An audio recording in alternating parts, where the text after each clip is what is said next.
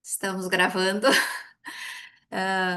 Bem-vindos, então, a todos e todas aqui em nossa sétima aula da sexta edição da Escola de Inverno do Grupo de Pesquisa em Agricultura, Alimentação e Desenvolvimento, GEPAD. Meu nome é Janaína Balque Brandão. Eu sou professora da Universidade Federal de Santa Maria, estou em exercício provisório na URGS e também sou professora do Programa de Pós-Graduação e Extensão Rural. E atualmente faço parte da diretoria da Sociedade Brasileira de Economia, Administração e Sociologia Rural. Nessa edição, a Escola de Inverno tem como tema Culturas e Sistemas Alimentares de Povos e Comunidades Tradicionais e foi organizada em parceria entre o GEPAD, o MDS, Ministério do Desenvolvimento, Assistência Social, Família e Combate à Fome, o Ministério do Meio Ambiente e Mudança do Clima e o Ministério do Desenvolvimento Agrário e Agricultura Familiar. Parcerias que agradecemos muito. Além disso, agradecemos também toda a equipe dos integrantes do GEPAD e demais grupos de pesquisa que se somaram à organização dessa edição.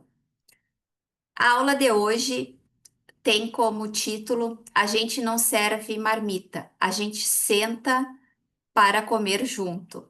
Povos e comunidades tradicionais, cidades e alimentação. Antes de tudo, cabe falar que esta fala, que deu o nome, né, que deu o título à nossa aula de hoje, ela foi, né, foi originada de uma companheira nossa, Camila Carneiro, do MDS, numa de tantas atividades, então uma fala junto com outras também que nominaram, outras aulas que foi bastante representativa para esta aula de hoje, que muda um pouco o foco do que até então essa escola de inverno vinha trabalhando, que até este momento era bastante voltada ao rural, e hoje a perspectiva é focar no alimento, na alimentação em áreas urbanas, ressaltando então a contribuição dos povos e comunidades tradicionais nesse âmbito, desse resgate na preservação e na resistência e também para a segurança alimentar, não só das próprias comunidades, mas também para as comunidades urbanas. Hoje nós temos então previsto iniciarmos as falas, né? Já aproveito a oportunidade para cumprimentar a Potira Preis e também a Laurence Cristine Alves, que estão conosco, já estão conosco, estamos aguardando ainda, Eloá. Então, de pronto, eu vou apresentar a Potira, que seja, né, muito bem-vinda mais uma vez, que é bióloga, mestre e doutora em desenvolvimento rural e atualmente professora visitante na área da agroecologia no Instituto Federal do Rio Grande do Sul, no campus Restinga. A Potira atua em pesquisa, ensino e extensão com equipes multidisciplinares em temáticas relacionadas ao desenvolvimento rural, sistemas alimentares sustentáveis, agroecologia, segurança e soberania alimentar e relações produção-consumo e também mercados para agricultura familiar. Deixa eu ver aqui a minha tela sumiu aqui a apresentação. Mas então, sejam, né? Fique à vontade, Poti, pode iniciar sua apresentação. Seja muito bem-vinda, é um prazer te ver aqui. Obrigada, Jana. Obrigada, Kátia, Fernanda, Fabiana, Kelly, todo mundo que está aí na organização da Escola de Inverno. É um prazer estar aqui de novo com vocês. E eu vou começar aqui a compartilhar minha apresentação, que um pouco o convite que me foi feito esse ano era de falar um pouquinho do papel dos povos e comunidades tradicionais no contexto das cozinhas solidárias e comunitárias, né?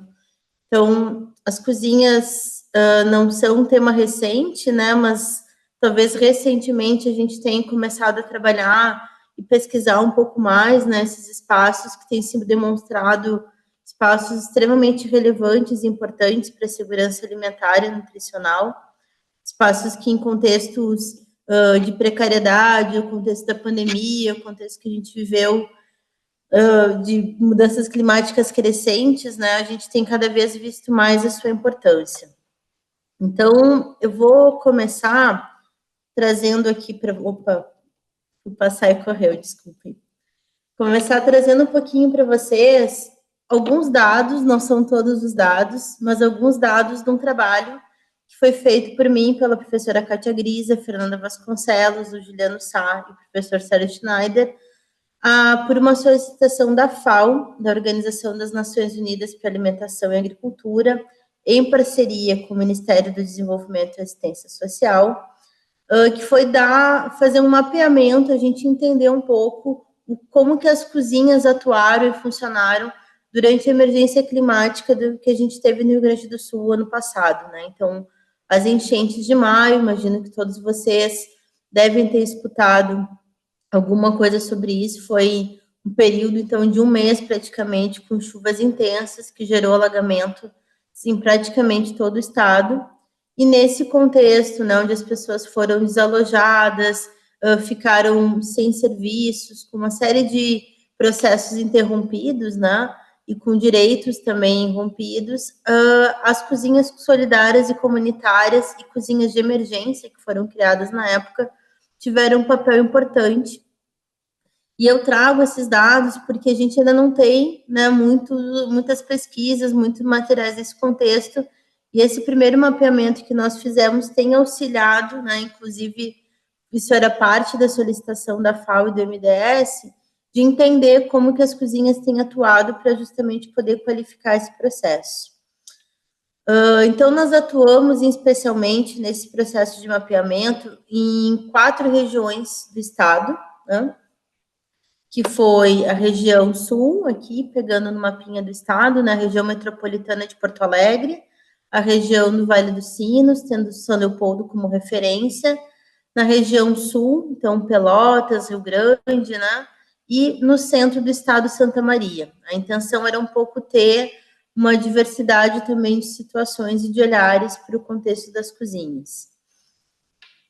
Nós fizemos um mapeamento, né, que teve focado nessa questão de como as cozinhas atuaram como equipamentos de SAM em situações de emergência. A gente tem visto, então, que as cozinhas, elas são um processo antigo, a gente poderia dizer que é um equipamento de SAM que já está aí há algum tempo, mas com o contexto da Covid, com o contexto de crises alimentares e climáticas que a gente tem tido, tem sido ampliado as cozinhas que estão sendo trabalhadas.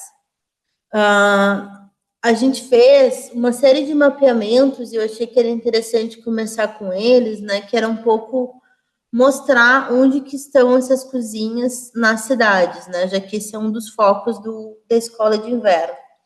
A gente trabalhou principalmente com essas 4 cidades, né, o primeiro mapa se refere a Porto Alegre, o segundo se refere a São Leopoldo, o terceiro a Pelotas e o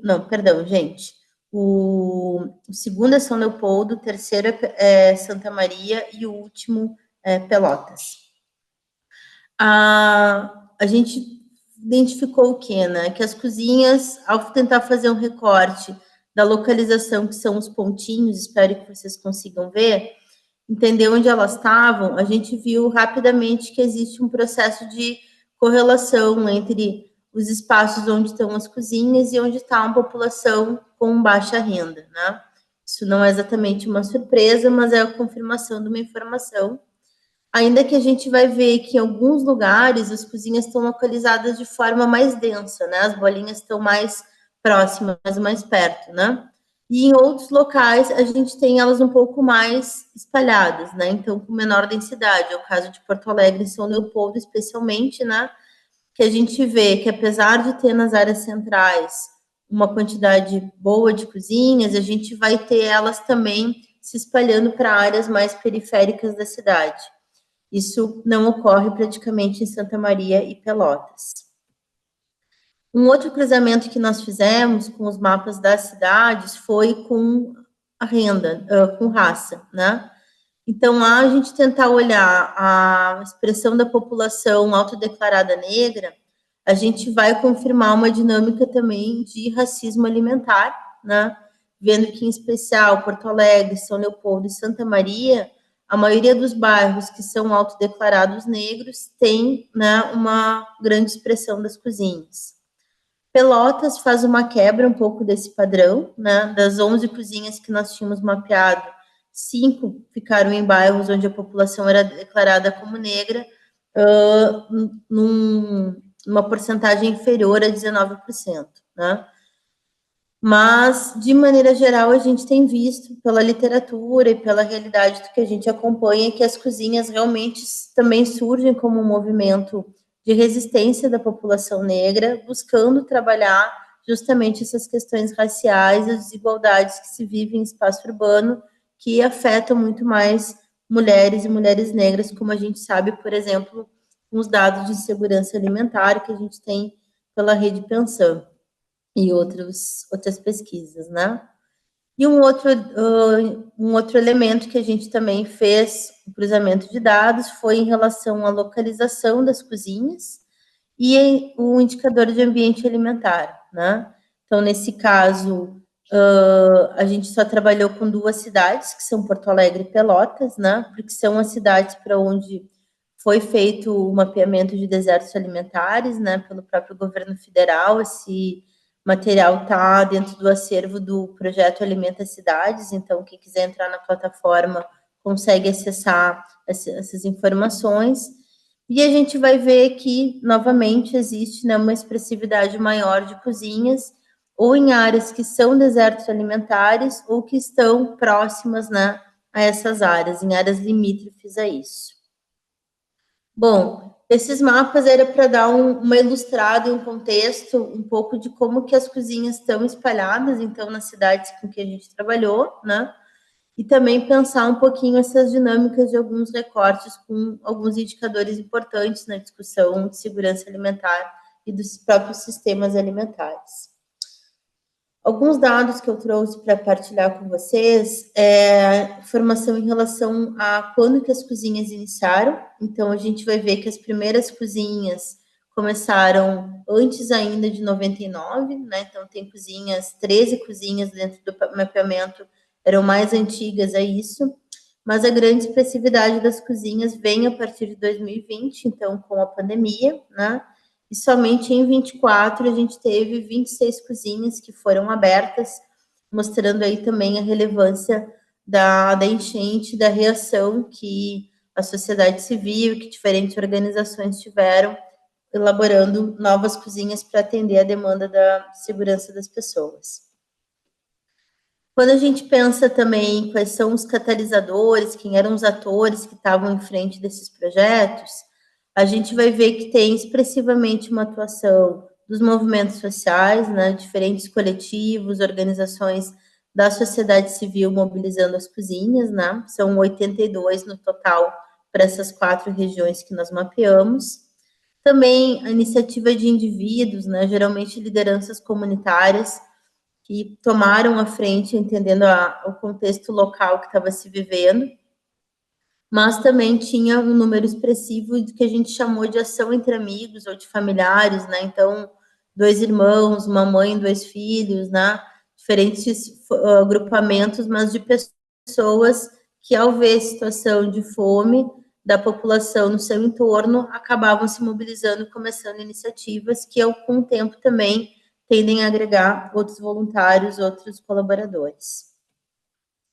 Em relação à infraestrutura e operação das cozinhas, a gente vai ver que a grande maioria das cozinhas atua com uma estrutura extremamente básica. Fogões, muitas vezes fogões de 4 bocas, né, como um fogão doméstico, geladeiras, espaços físicos limitados, né, cozinhas que chegam a ter, às vezes, 2 metros por 2, ou, né, estão alojadas em espaços um tanto improvisados, galpões, garagens. Durante a enchente, em especial, tinham tendas, né, que foram constituídas para as cozinhas de emergência. A gente vai ver que itens mais elaborados, como freezer, panela de pressão, para uma quantidade expressiva de alimento, né? Por exemplo, 20, 30 quilos, 30 litros, são bem mais raros dentro das cozinhas, né? Fogões industriais, então algumas cozinhas têm essas estruturas, mas não são a maioria. Existe uma forte dependência da atuação das cozinhas de equipes de voluntários e de doações de insumos, de recursos de instituições da sociedade civil. 66% delas funcionam semanalmente, né, o que quer dizer que elas atendem possivelmente uma, duas ou até 3 vezes por semana, e apenas 31% atuam de forma diária, né, conseguem diariamente ofertar uma alimentação. O principal desafio operacional é massivamente a falta de recursos estáveis, né? Então, esses recursos são desde insumos, né? Então, normalmente, uma grande queixa, em especial, é a falta de proteína, falta de frutas e verduras frescos, né? Então, esses insumos que são mais perecíveis, são mais delicados de se conseguir, né? São mais difíceis de ter em doações, são mais difíceis até para a própria estrutura governamental mobilizar com estabilidade. E também outros elementos que se usa bastante, por exemplo, o gás, né? Tanto que a gente teve, durante o período da enchente, uma política direcionada para auxílio com a manutenção do gás de algumas cozinhas. E essa capacidade de limitada de expansão, como eu comentei antes, ao estar em espaços que nem sempre são cozinhas construídas, elaboradas, mas muitas vezes espaços improvisados, né? Às vezes até a própria cozinha de uma casa.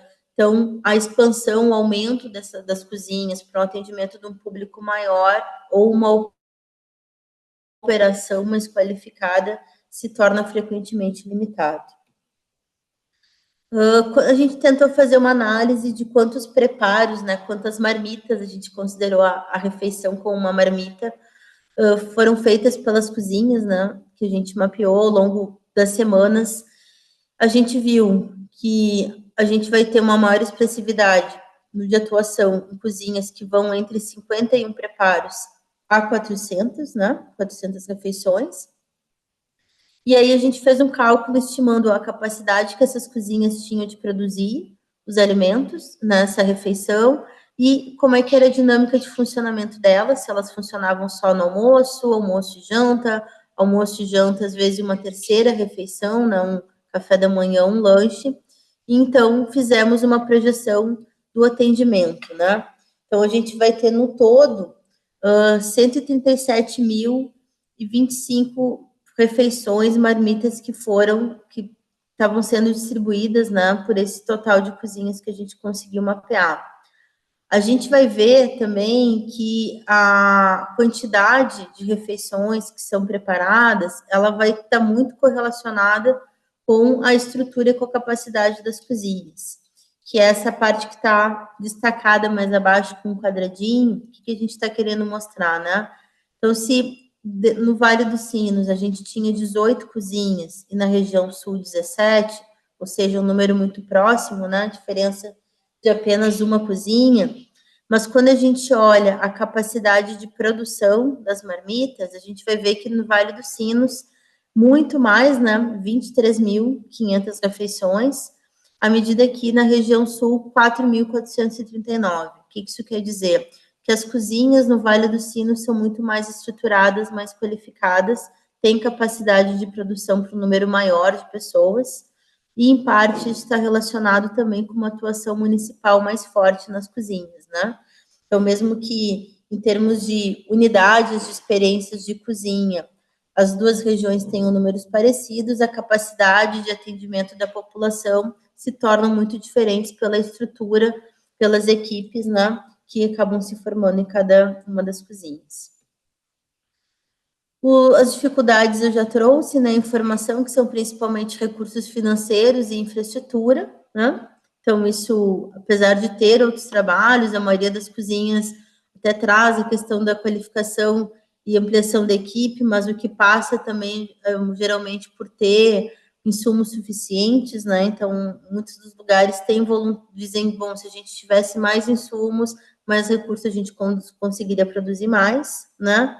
E também se traz a questão do apoio institucional, mas que é um reflexo, né, da falta de recurso financeiro e de infraestrutura, o que poderia ser remediado com maiores parcerias institucionais. Em relação ao público que normalmente é atendido pelas cozinhas solidárias, a gente vai ver que existe uma grande expressividade em mulheres, jovens e crianças, né? Que estão no topo dessa tabela. A gente também tem as pessoas em situação de rua sendo fortemente atendidas nas cozinhas, né? E um grupo grande de cozinhas que acaba atendendo a população que busca ela, né? Então, sempre dizia, a gente não tem um público definido, quem nos procura, a gente oferta o alimento, né? O que também geralmente pode indicar que é uma cozinha que não está tendo condições de mapear muito bem o seu público atendido, então ainda não tinha esse dado, né, de segmentos por categorias para a gente poder fazer essa identificação mais detalhada. Pode, só para te avisar, 5 minutos falta. Tá bom, então eu vou dar uma mega acelerada aqui, porque um pouco o foco era falar um pouquinho mais de cozinhas que estão vinculadas a diferentes povos e comunidades tradicionais, né? E aí, aqui dentro desse mapeamento que a gente fez, dois se destacaram. Uma que eram as cozinhas vinculadas à matriz africana, né? E outra, uma cozinha que foi numa comunidade tradicional caigangue. Então, eu trouxe aqui para exemplificar as cozinhas para entender um pouquinho mais como é que elas funcionam, né, dentro dessas duas linhagens, né.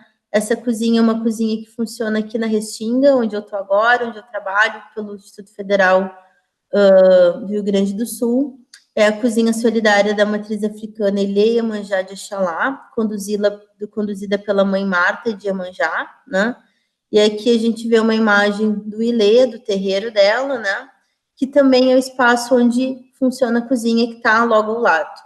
Então, essa cozinha é a cozinha que é utilizada para celebrações, para as atividades que são feitas dentro do contexto do terreiro, mas que funciona também 2 vezes por semana como uma cozinha solidária, que, né, busca ofertar cerca de 200 refeições, sempre com condicionante de ter insumos suficientes.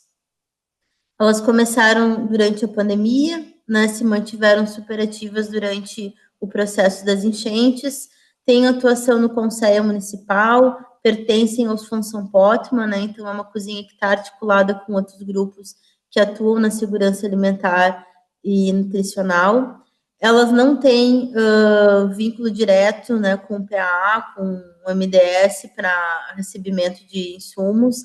Elas recebem apoios de outras cozinhas que estão atuando como guarda-chuvas, né? Isso também não é tão frequente. E a gente tem uma questão, uma infraestrutura super básica, né? Atuação forte na comunidade do Elê, são as pessoas da comunidade que atuam como voluntárias no preparo dos alimentos, né? E como a maioria tem esse desafio da carne, das frutas, das verduras e do recurso para o gás para estabilidade. Uma questão que é importante de considerar quando a gente fala dos povos de matriz africana é que o alimento ele faz parte da cosmovisão e de toda a dinâmica da espiritualidade dos povos de matriz africana. Então, eu trouxe aqui um trecho, né, de um material que foi feito pelos Fonson Potman e Fiocruz, que vai falar, né, que dentro da matriz africana comer é reza, é ritual, é reconexão, é ação, né? Então, o comer ele é uma partilha justamente que vincula as pessoas que estão ali, não só para uma saciedade biológica, nutricional, mas justamente uma dinâmica espiritual, né, e uma dinâmica de conexão com ancestralidade, conexão com poderes maiores, né? Aí vai se usando o alimento, de certa forma, com diferentes formas, né? Então, a gente tem as oferendas, os ebós, né? Dentro da matriz africana, que, de certa forma, a gente poderia entender que num ebó, a comida, ela funciona como um mensageiro, com uma informação. Ao se preparar um determinado prato, ou se oferecer isso numa comemoração, se oferecer isso numa festa, num dia especial de um determinado orixá, ou para um trabalho específico, né, está se buscando alguma informação que é impregnada naquele alimento, que pode ser um agradecimento, pode ser um sacrifício, pode ser um pedido, né? Então, por exemplo, um elemento muito comum é a pipoca, né, que é um banho de pipoca, que está vinculado a Omolu, né, que é um orixá da cura, da limpeza, né, e que dentro da sua própria história, né, os Itãs, que contam as histórias dos orixás, vai trazer que ele teve um momento de cura onde, né, suas feridas se transformaram em pipocas, né, então quando a gente vê uma pipoca associada a um ebó ou sendo utilizada no ritual, ela está conclamando esse poder de limpeza, né, de remoção de energias negativas.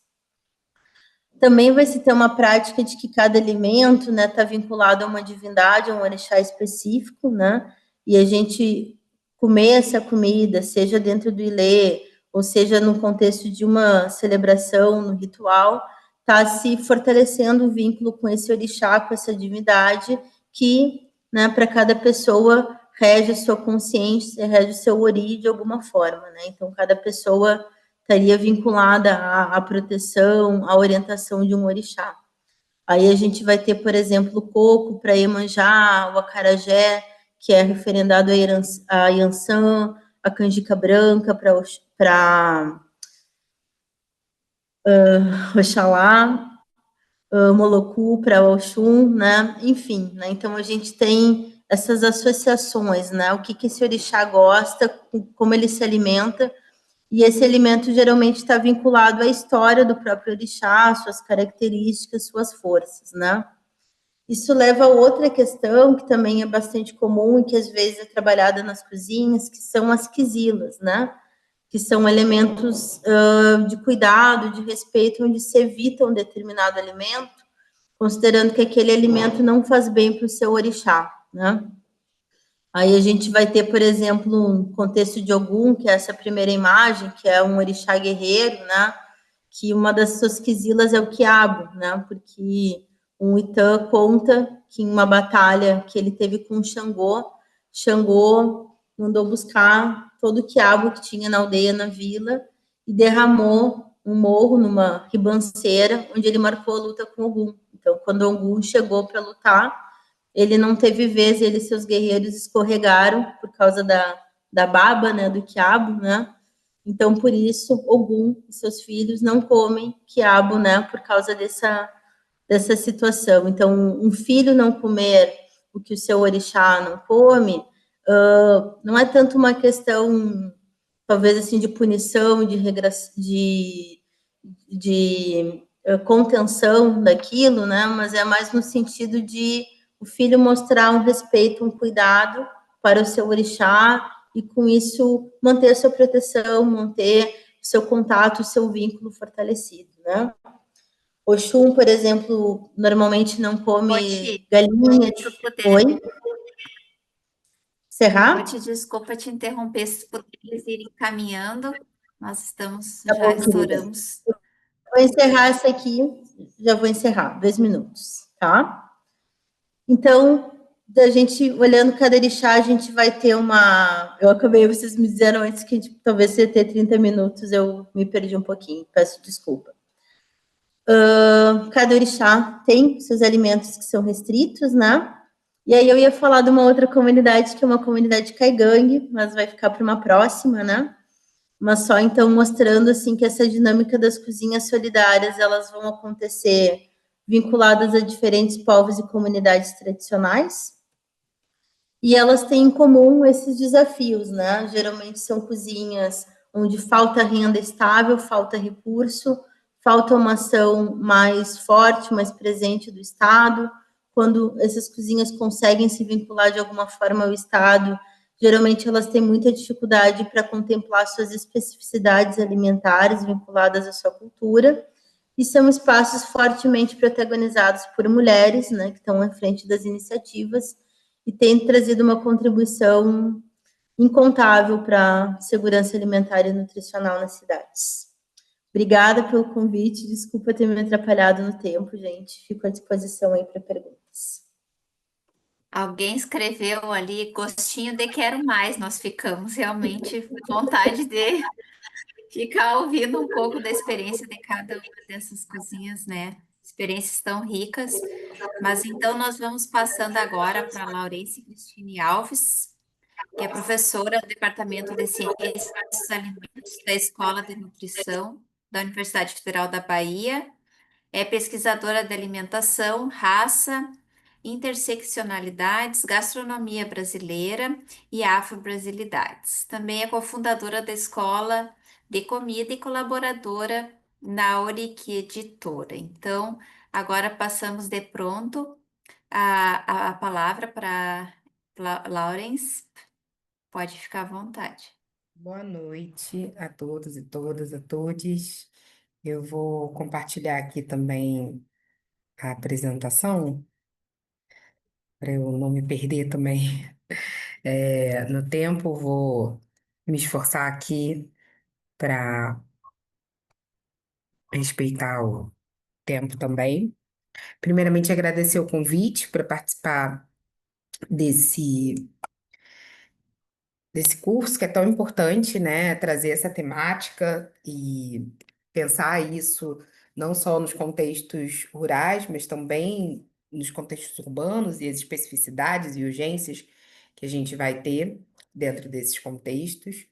Recebi o convite na figura de Camila, que comentou um pouquinho, né, qual era a ideia, então eu preparei uma fala muito no sentido de pensar essa relação da comida como produto, de como ela aparta das relações que envolvem o comer, né? Das relações que envolvem esse comer junto, essa comensalidade, como é que isso fica prejudicado.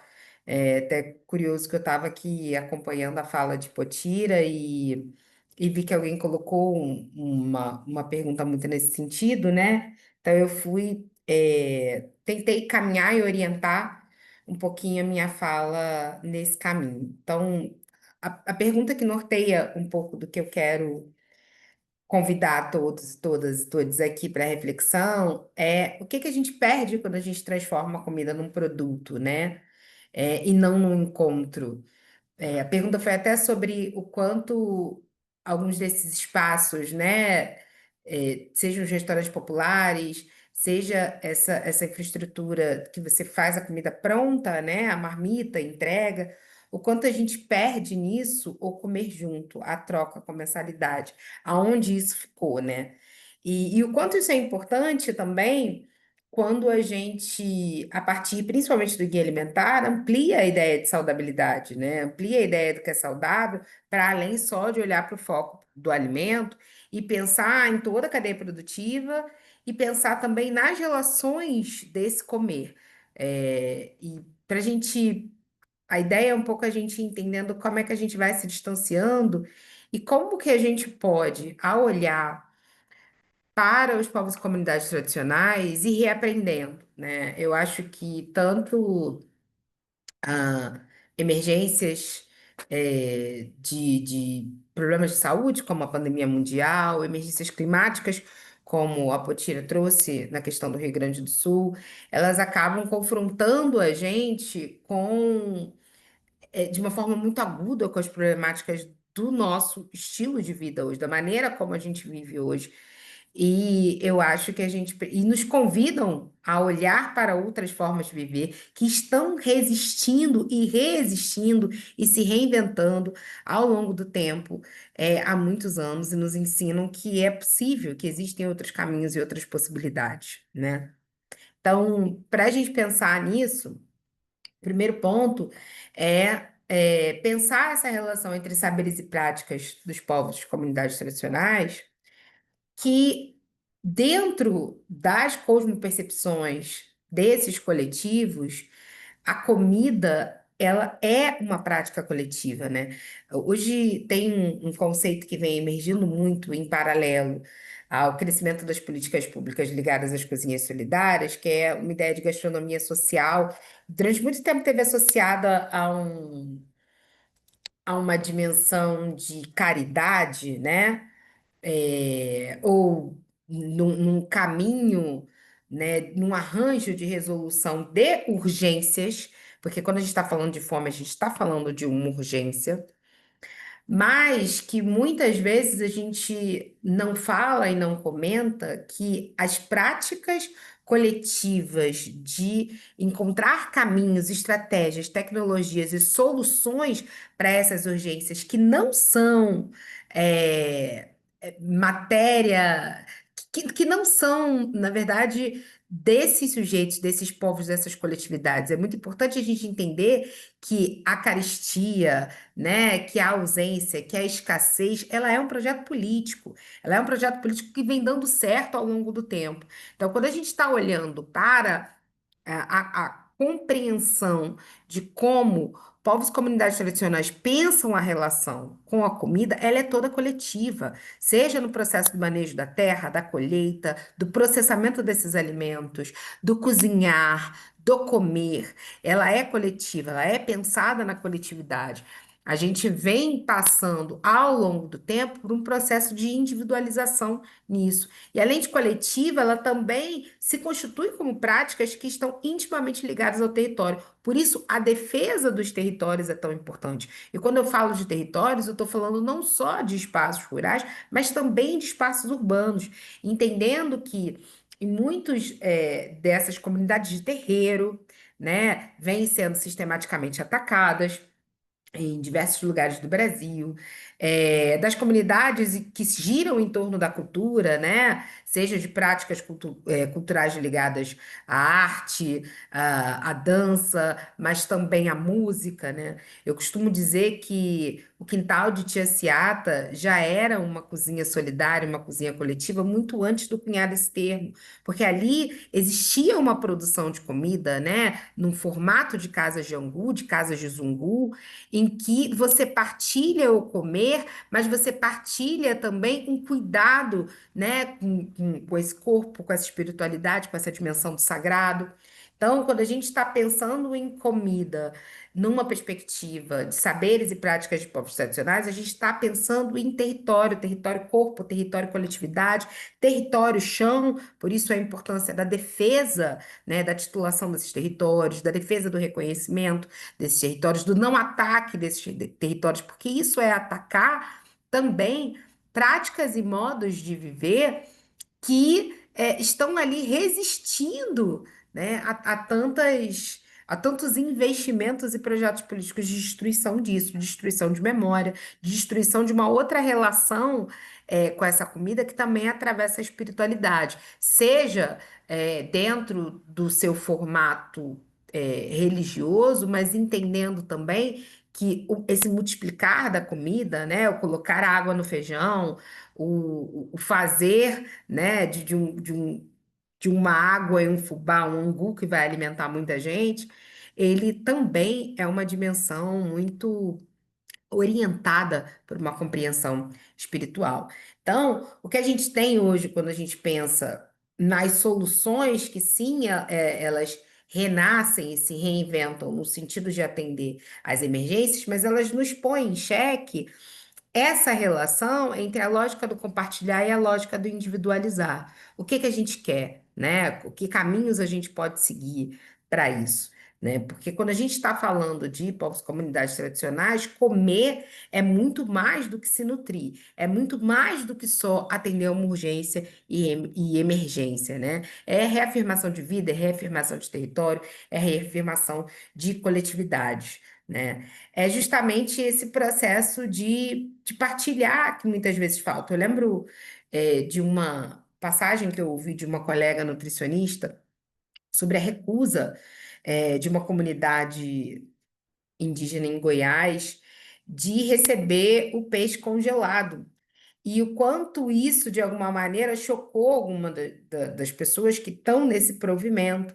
Mas o que não há é a compreensão de que a relação com a comida ela é completamente diferente da comida quente, da comida fria, né? O congelado, ele destitui uma dimensão energética dessa comida, que às vezes não é compreensível dentro de uma perspectiva ocidentocêntrica, eurocêntrica, de perceber a relação com a comida. Então, quando a gente vai pensar em estratégias, mesmo que que vão dar conta de emergência e de urgências, mas principalmente pensar em políticas públicas de segurança alimentar e nutricional, elas precisam considerar as culturas alimentares, os saberes e práticas dos povos em comunidades tradicionais, não só na dimensão que às vezes, muitas vezes, fica do alegórico, mas na compreensão da cosmopercepção desses coletivos, dessas coletividades, dessas comunidades, da relação com o alimento, que vai desde a compreensão do alimento, do fazer, até o comer junto, né? Isso é muito importante. Então, quando a gente pensa nessa relação a partir das cidades, a gente começa a compreender que o formato de cidade que vai se conformando, ele vai apresentando rupturas, né? Quando a gente vai entrando nessa lógica, né? O que acontece é que essa lógica entra em choque com o modelo urbano capitalista. Com isso, obviamente, outros arranjos vão ser criados, mas a gente precisa olhar também para até que ponto esses arranjos dão conta, né? E olhar para isso é também perceber como a gente vai se impregnando e naturalizando isso de tal forma em que muitas vezes isso não está em pauta, isso não está em discussão, isso não entra no momento em que está se pensando estratégias, políticas de incentivo, políticas de parceria institucional, né? Muitas vezes essa lógica ela está muito mais atenta e preocupada a números, a impactos, as estatísticas que vão dizer quanto, medidas para poder mensurar, né? Até quando você vai atingir e alcançar, mas tem uma dimensão de materialidade simbólica que às vezes se perde nesse processo. Porque quando a gente está olhando hoje para as estratégias de atenção às urgências da problemática da fome no Brasil, elas estão cada vez mais caminhando para o lugar das individualidades, né? Seja a ideia da comida rápida, sejam as soluções absurdas, né, de alguns governantes, como rações, seja a própria marmita, a gente está falando para um caminho que é um caminho muito solitário, que é um caminho que acaba por tornar mais agudo muitos problemas, né? Por tornar mais agudo a questão e a problemática. Eu tive uma aluna que estava interessada em trabalhar com essa problemática, né? E aí ela fazia parte de uma cozinha solidária, fazia parte dessa troca, desse momento. E tinha essa coisa do trocado, conversar com os comensais, com quem estava ali. E no momento do preparo, ela ouviu da pessoa que estava coordenando essa cozinha para que ela não temperasse, não usasse muito vinagre para temperar a salada, né? E aí, quando ela foi questionar por quê, foi porque ele já tinha ouvido de algumas dessas pessoas que recebiam a marmita que a acidez do vinagre, ela acabava ao longo do tempo lembrando muito a acidez do revirar comida do lixo. Então, esse lugar solitário e do impacto também de como essa comida vai chegar, de que comida é essa, é compreender que não é só sobre alimentar, né? Não é só sobre entregar uma comida. O que a gente está de fato se propondo a enfrentar, a refletir, a construir em termos de estratégia de políticas públicas no sentido de atacar mesmo, né, os impactos na saúde, na sociabilidade e a manutenção dessa cultura alimentar também, né? Que comida é essa que está chegando, como ela está chegando, porque é compreensível que essa relação urbano-capitalista ela traz uma outra relação com o tempo, né? E que acaba prescindindo da de lançarmos mãos de novas estratégias, mas a gente precisa entender um pouco, né? Quem tem direito, quem tem acesso, porque essa pressa, esse tempo da cidade, esse modo de vida da cidade, ele acaba agudando, né, a distância, a desigualdade, a discrepância entre quem pode comer junto e quem não pode comer junto. Então, perceba que um valor de coletividade comer junto que é intrínseco a comunidades, a povos e comunidades tradicionais, ele vai se tornando um luxo, ele vai se tornando um privilégio. E isso precisa ser pensado quando a gente está pensando e propondo esse tipo de coisa, principalmente no que tange às políticas públicas, né? É, mas, além de só pensar e apontar, né, essas problemáticas, é fundamental também que a gente sempre reconheça, compreenda e ilumine as estratégias e tecnologias desenvolvidas por essas comunidades, por essas coletividades, como possibilidades de reconexão. Porque se por um lado, muitas vezes essa cozinha ela só vai ter a possibilidade de entregar a comida, né? Quando a gente se aproxima desses territórios, a gente percebe, principalmente pensando na relação entre cozinhas solidárias e restaurantes populares, são novas estratégias de reconfiguração dessas coletividades, porque dentro desse espaço, o senso de comunidade ele é fundamental para essa entrega. E mesmo no momento dessas entregas, muitas vezes a relação interpessoal ela é completamente diferente de formatos anteriores, por exemplo, de políticas públicas ligadas a restaurantes populares ou restaurantes comunitários, em que esse distanciamento, por exemplo, era muito maior, né? Então, quando a gente tem, por exemplo, estratégias de ocupação, né, de espaços com hortas comunitárias, recentemente o Zeca Pagodinho doou uma extensão de terra bem grande para a construção da primeira horta comunitária em Xerém, que é na Baixada Fluminense, no Rio de Janeiro, que é um território de muita vulnerabilidade social e econômica. E é a primeira, né? Então, a importância da gente perceber que a criação de alternativas de espaços de produção dentro dessas cidades, ela é fundamental. E isso, na verdade, é se reconectar com estratégias e tecnologias que são intrínsecas de povos e comunidades tradicionais, porque esse manejo da terra em nessa escala familiar, nessa escala de uma horta comunitária, ele é uma estratégia, uma tecnologia ancestral de povos e comunidades tradicionais e que vem se mostrando nos quintais produtivos, por exemplo, vem se mostrando muito eficaz como uma potencialidade de parceria para esses novos caminhos, como no caso das cozinhas comunitárias. Então, talvez seja o momento da gente ir pensando como é que a gente cria redes de conexão, troca e parceria entre essas estratégias, né? Recentemente eu vi que vem acontecendo uma organização para ampliação de fóruns, encontros entre essas cozinhas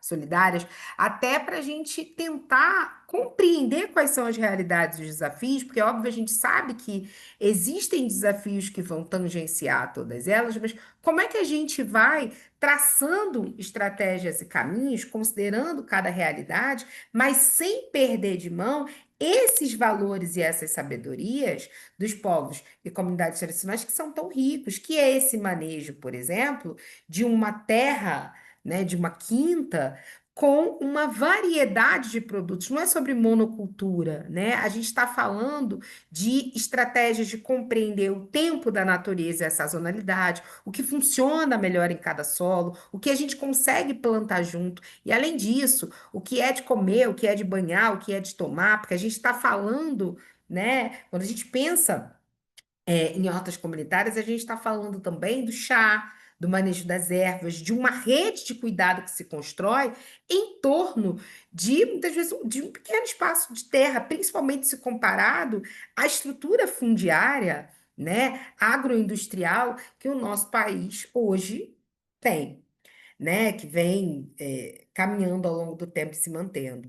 Então, é compreender que o sentar à mesa, né, o comer junto, é possibilidade de criação de futuro, né? É sobre justiça alimentar, sobre direito ao território, sobre dignidade, porque mais do que só pensar nessa dimensão da necessidade nutricional desse corpo, a gente precisa também ampliar a compreensão que o próprio conceito de segurança alimentar e nutricional traz, né? Que é muito além só de uma dimensão nutricional, físico-química ali para esse corpo. E tudo isso me faz refletir sobre algo que eu aprendi com Antônio Nego Bispo e que me toca muito, que é a relação entre o desenvolvimento e o envolvimento, né? E quando ele Ale, fala, eu já estou caminhando para o fim já. interromper, mas se puderes concluir em 5 minutos. Eu vou com isso, pode ficar tranquila. Essa relação de envolvimento e desenvolvimento, ele vai dizer que o desenvolvimento ele interrompe o envolver-se, né? Quando a gente está falando de saberes e práticas de povos e comunidades tradicionais, a gente está falando de se envolver. Então, quando eu penso sobre o caminho que as políticas públicas precisam tomar, primeiro, é reconhecer o valor e a importância desses saberes e ser um caminho de envolver. É envolver a cidade, é envolver esses atores sociais, é envolver essas possíveis institucionalidades, não só na dimensão das isenções fiscais, né, jogos e acordos, mas como é que a gente envolve todo mundo, né? É menos sobre desenvolver e mais sobre envolver. É isso que eu compreendo, porque para mim a comida ela está nesse lugar de ponte entre mundos possíveis. Quando a gente pensa nesse contexto, né, urbano citadino, a gente precisa criar estratégias de construção dessas pontes, é fundamental. Obrigada, gente.